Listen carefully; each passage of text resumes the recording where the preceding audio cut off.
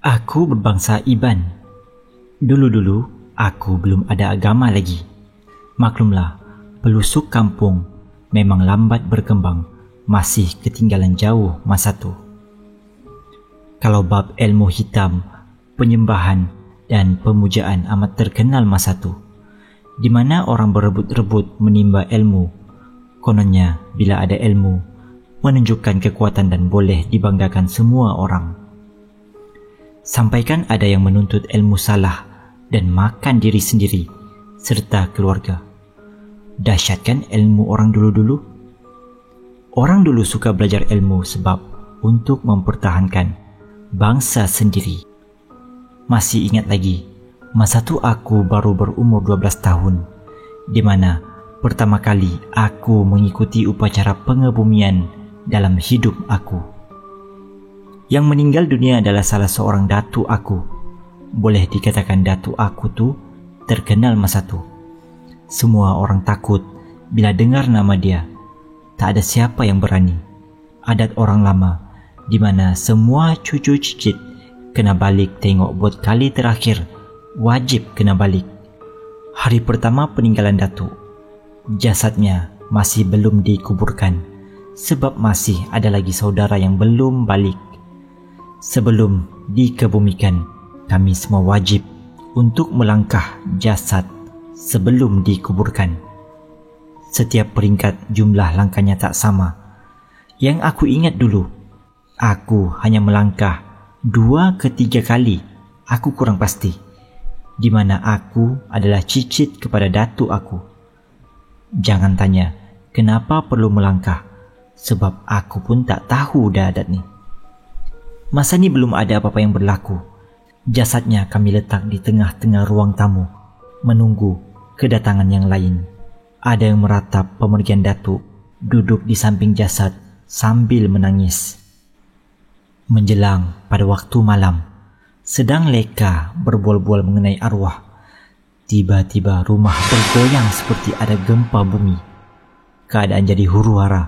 Semua turun ke bawah rumah, takut-takut ada yang runtuh.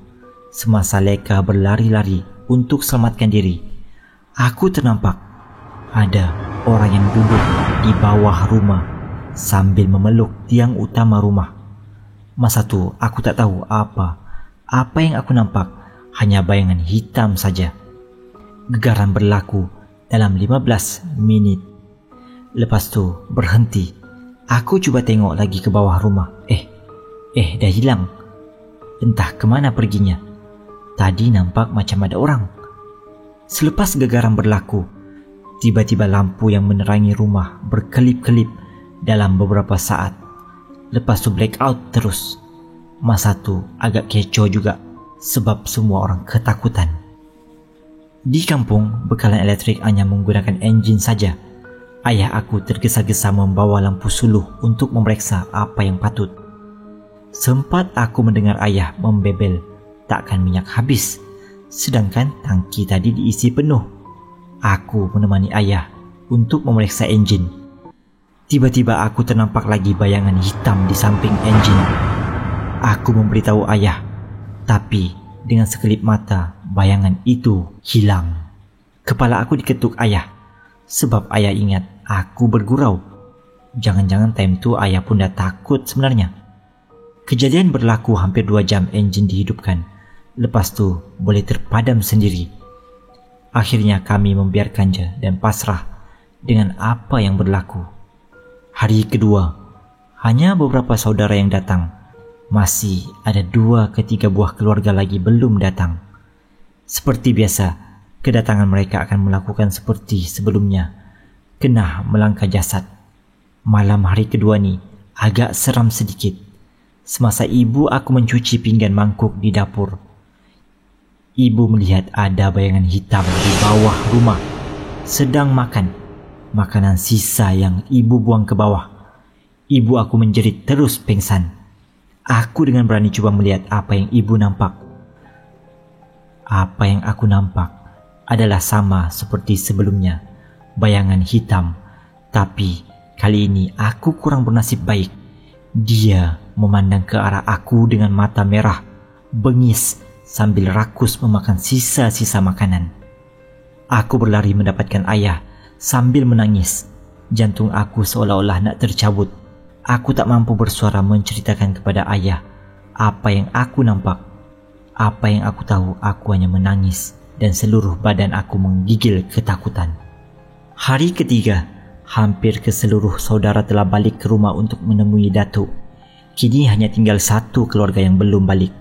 Alamak, nampaknya jasad Datuk belum boleh dikebumikan sebelum semuanya telah balik ke kampung. Nak tak nak kena tunggu juga. Malam ketiga kami semua digemparkan dengan gangguan seperti ada orang yang tengah berjalan di ruang tamu dan di bahagian dapur. Seperti ada yang membuka tudung periuk, mencuci pinggan, pintu-pintu almari terbuka sendiri dan mendengar suara, tapi suara cukup halus, tak berapa nak dengar. Pakcik aku pergi ke dapur dengan hanya membawa pelita, memeriksa apa yang berlaku, tapi tak nampak apa kelibat pun di sana. Kali ini dia cuba memberanikan diri, memeriksa bahagian dapur khas untuk cuci mangkuk. Di sana, dia terlihat kelibat berwarna hitam, berlari-lari ketakutan sambil terjerit-jerit.